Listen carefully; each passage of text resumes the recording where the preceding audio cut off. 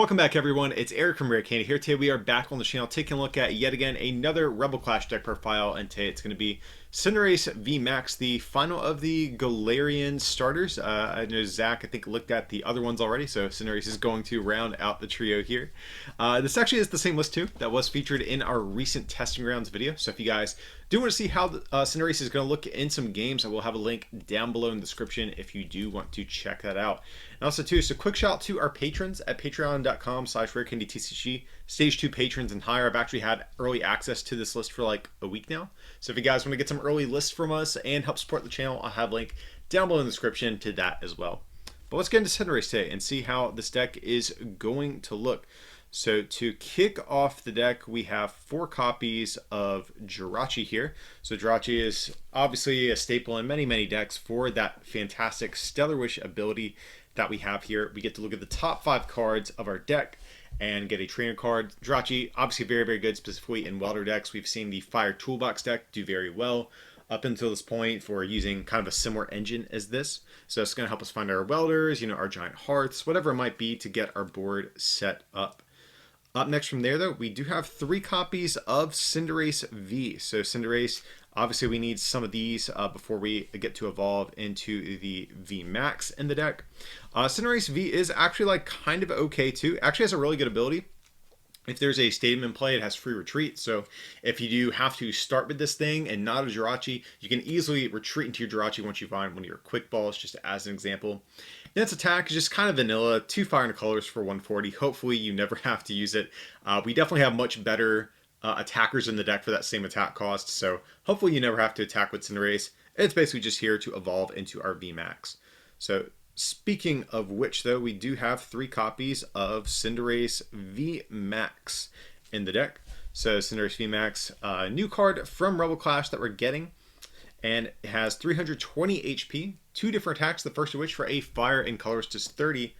And then it does equal or damage equal to the amount of damage done to Cinderace on your opponent's last turn. So if your opponent hits you for like 180, just as an example, you can hit for 210, which is pretty cool.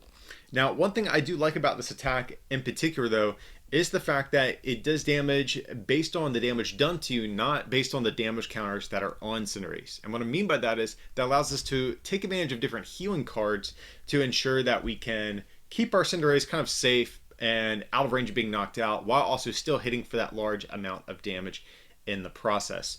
So that is pretty nice. Fire is also just a really good type to be right now. There's a lot of good stuff that is weak to fire. Obviously Gyrosean V, we have the new Caplinger VMAX coming out in this set, even the new Rillaboom VMAX if that ends up becoming popular.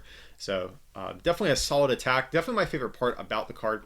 But it does have another attack which is kind of okay as well. For 2 fire and colors does 170 and burn, so effectively 190, maybe more if they don't retreat and they stay burned.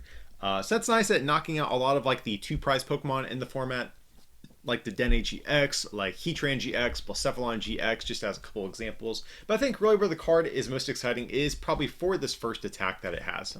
I think Cinderace is cool, but I don't think you can successfully build around just this. And also Fire has so many good attackers that you could run in a Welder deck. We do have kind of a supporting cast here as well. Up first, we have 1 copy of the Volcanion from Unbroken Bonds. So this is actually a really good card if we are going second in particular for that Flare Starter attack. So if we're going second, we get to search our deck for 3 fire energies and attach them to our Pokemon any way that we like. Normally it's just 1 fire energy, but like I said, if we're going second, getting the 3 is really nice at setting up some attackers for future turns. High Heat Blast, also not a bad attack at knocking out low HP Pokemon like Jirachi as an example. For 2 fire, does 50 plus 60 more if there is if there's 4 or more fire energies on your field. So also this is really nice because you can knock out Gyrosean if they don't have a metal frying pan, because they have 220 HP and this can hit for 110 times 2. That is going to be a knockout while only giving up 1 prize in the process. So Volcanion, really solid little 1 prize that we have in the deck. Up next from there, we have 1 copy of Heatran GX. Heatran is going to be one of the ways we can get like a really huge knockout in the deck instead of just 2-shotting things. So Heatran has this ability whenever it's on your bench, it becomes your active. You can move any fire energies on your Pokemon to Heatran if you would like. So especially in the late game, once we've welded a bunch of times and we have a bunch of energy in play, we can throw Heatran down, switch into it, or retreat with a skateboard from Jirachi into this thing, and get a bunch of energy on, and maybe take like a big one-hit knockout on like a 300 HP Pokemon or 280, whatever it might be that we need to do. So, because it has this GX attack, it does 50 times the amount of energies, or fire energies, I should say, on your Heatran GX. The other attack is also fine too, just for 2 fire and a colors, 130. It's actually pretty good for knocking out one prizers like Jirachi, Giratina from Lost Thunder. Just has a couple of examples. But this does, I like it most for giving us the option of going for like a huge one-hit knockout out of nowhere. And then to round out the rest of our back attackers, we have one copy of Ninetales V here. So Ninetales V is another new Pokemon from Rebel Clash, 200 HP basic Pokemon. And we're really just looking at for the first attack here. I think that's really the most exciting part. For a fire and 2 colorless, you get to copy one of the attacks when your opponent's active and use it, which is pretty nice. So sometimes, much like with Heatran, that will actually give us a one-shotting option. But, you know, there's so many strong attacks in the current format. Think of something like Brave Blade or Ultimate Ray as an example. Or even, you know, any other fire decks you might run into. All the different fire attackers have strong attacks we could potentially make use of. So this is actually really nice, especially against 3 prize Pokemon. We can actually use their own attacks while only giving up 2 prizes, which is something that does make Ninetales kind of cool. It's definitely a very flexible card. So that's going to be it for our attackers, but rounding out the rest of our support Pokemon options, we have 2 copies of the Deandre GX. Of course, for that Deandre changeability, discard our hand, draw 6. Sometimes we're going to need to just dump our hand, try to find a Welder as quick as possible. And then we also have 1 copy of the new Eldegoss V in the deck as well. So Eldegoss, I think, is actually a really cool Pokemon, specifically for Welder decks. Has this ability. It's kind of like the old Versus Seeker back from Phantom Forces, where whenever you bench it from hand, you get a supporter from discard, put it into your hand. So this will allow us to get a Welder whenever we might need it, maybe get that boss's orders we need to close out a game and take that final KO, whatever it might be. It does have an attack as well, which is not too bad for 2 colorless. It is 50, and then you shuffle it, all cards attached to it, back into your deck. So that can be a nice way of getting in some chip damage and getting like your 2 prizer off the field if you do need to do that. But mainly just for the ability is the main reason we're excited for Eldegoss. So that's going to round out our Pokemon line. Going into our trainer cards, of course, we have to play 4 copies of Welder. Best card in the deck. One of the best cards in format still, even after the recent Turn 1 rule change. But Welder, of course, you attach 2 fires from hand to one of your Pokemon, draw 3. So this is our main form of energy acceleration outside of our Volcanion that we have. Going on from there, we have 2 copies of Mallow and Lana in the deck. So Mallow and Lana is one of the healing sort of options I'm trying out for Cinderace VMAX here. So we discard 2 cards from our hand, and then we can switch and heal 120. Or if you want, you can just do the vanilla switch without the discard. But this is mainly for the healing option that it provides us. So like I said, with Cinderace, it's based on damage done to it, not damage counters it currently has. Which means we can play something like Mallow and Lana. If they hit into us, play this, pivot into Jirachi, use Stellar Wish, retreat back into Cinderace, keep on attacking. It's another way we can actually abuse Heatran GX's ability if we do need to as well. Now, I will point out, I do think you could play Hyper Potion in the deck. That is one route I wanted to sort of experiment with, but I have not had time to yet. Settle for Mallow and Lana just because we play Palpad in this list and the Eldegoss, which means we can actually reuse this, whereas we can't with Hyper Potion. Like, if we have to discard our hand with Deandre change early on, we're never going to see those Hyper Potions again. So unless you're playing like 3, maybe 4 copies, I think I would rather just play the Mallow and Lanas if possible. And then from there, to round out our supporter cards, 2 copies of the new Boss's Orders. So this is just to allow us to choose what we want to attack into. It's basically just a reprint of the old Lysander. You switch your opponent's active with one of their benched Pokemon. So going on from there, we have 2 copies of Giant Hearth in the deck here. So this is going to be obviously one of the best stadiums Fire Pokemon has access to. You discard a card from your hand, search your deck for 2 Fire Energies, and you guys know the combo. Get those 2 Fire Energies, attach them with Welder, and start attacking. And then from there, we also have 1 copy of Heat Factory Prism Star, just to give us a little bit more draw. We can discard a fire from hand, draw 3 cards. So sometimes we might be digging for a boss's orders in particular, and we would rather actually see more cards that aren't energy, and that's where Heat Factory can kind of be more beneficial over the Giant Hearth sometimes. So getting into the items that we have in the deck, we have 4 copies of Quick Ball, of course, just to find all of our basic Pokemon. Discard a card from your hand, search your deck for a basic. We also have 4 copies of Switch. I think pretty much a necessity in any extremely Jirachi heavy deck like this. Just going to give us a lot of mobility to switch around whenever we need to. And of course, with Heatran GX, this is going to enable its ability to be activated in the deck. Up next from there, though, we do have 2 copies of a skateboard as well. So skateboard, mainly going to be for our Jirachis, but sometimes there are random instances where it can be useful elsewhere. Going to allow us to retreat through sleep and paralysis and give us a 1 less retreat cost.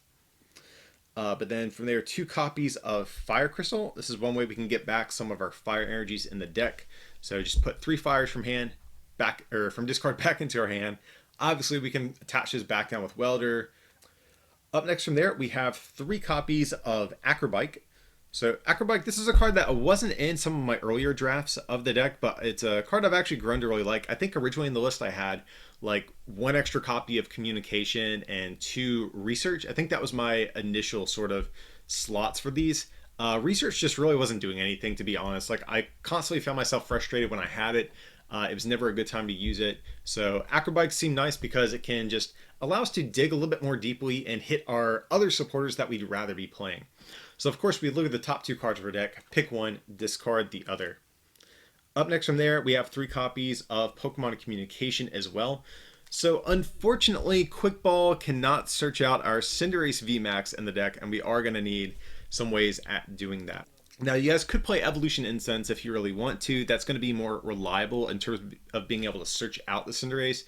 But I like Communication because it still helps find our basics in the process sometimes. So of course, we put a Pokemon from hand back into our deck and search our deck for a different Pokemon in the process. And then from there, we just have a couple of one-ofs to round out this list. We have 1 copy of Great Catcher. So Great Catcher, I think it's actually still a card very much worth running in decks right now, especially in Welder-based decks where you're very reliant on Welder, and sometimes it can be hard to find a turn to use your boss's orders. So Great Catcher, discard 2 from your hand, switch your opponent's active with one of their benched GXs. So of course we can pull up those Dedennes for game, but still I think there are some other tag teams that are still going to be worth playing in the new format. I think Arceus Palkia GX is definitely one that we'll continue to see play. Even things like Pikarom, now that we have Speed Lightning Energy coming into the mix as well, might make that archetype a little bit better as well. So a Great Catcher I think is still valid to play here. Up next from there, though, we have 1 copy of Tool Scrapper. This is a card that is getting reprinted in Rebel Clash. It's an item card. It says, choose up to 2 Pokemon tool cards in play and discard them. So this is nice, getting rid of skateboards and spell tags, things like that. But the reason I'm committing to playing this in this particular list is because of things like Metal Frying Pan that a lot of the Zacian decks are playing right now. So if they're playing Metal Frying Pan, that's going to reduce our damage output by 30, and more importantly, eliminate their weakness on their Metal Pokemon. So I no doubt Copperaja decks or decks that play Copperaja will also be trying to play Frying Pan. So we need Tool Scrapper to get rid of that and ensure we can continue to take big one-hit knockouts on those metal type Pokemon. And then from there, to round out the list, we have 1 copy of Palpad. So Palpad, you shuffle 2 supporter cards, or up to 2 supporter cards now that the wording has been changed, from your discard pile back into your deck. So originally, I actually didn't even have Palpad in the list. I just had the 1 Eldegoss V, and I thought that would kind of cut it. But even still, after getting some games, I found myself discarding a bunch of supporters that I didn't want to, and the 1 Eldegoss sometimes wouldn't be enough. So I like the Palpad and the Eldegoss. We're never going to run out of Welders with this deck, thanks to both of these cards. And also, this gives us a lot of flexibility, reusing these other more situational supporters as well. And then just to round out our list, we do have some energy. So we have 2, 4, 6, 8, 10, and 12 fire energy total to round out the list. So between this, the fire crystals, and the giant hearts, that should be enough to kind of close out a game. We're not playing Ninetales or anything like that, so I don't think we need like the heavy like 17-ish energy count that some of those decks play. I think the 12 count should work pretty well for this archetype. So yeah, guys, that is going to round out our Cinderace VMAX deck profile that we have here today.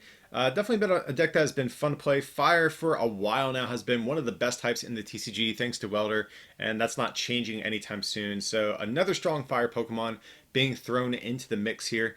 Now, it remains to be seen if this is going to be better than just playing the more standard Fire Toolbox deck with, things like Reshizard and Victini V and stuff like that, or maybe even things like Megalopony or the new Double V.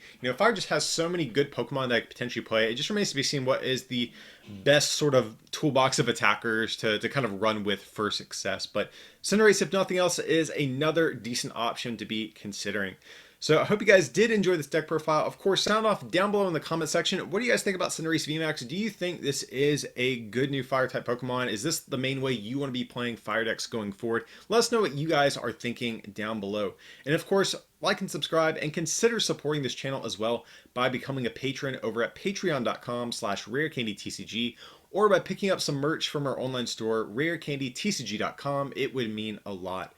But as always, thanks so much for watching, and we'll see you next time.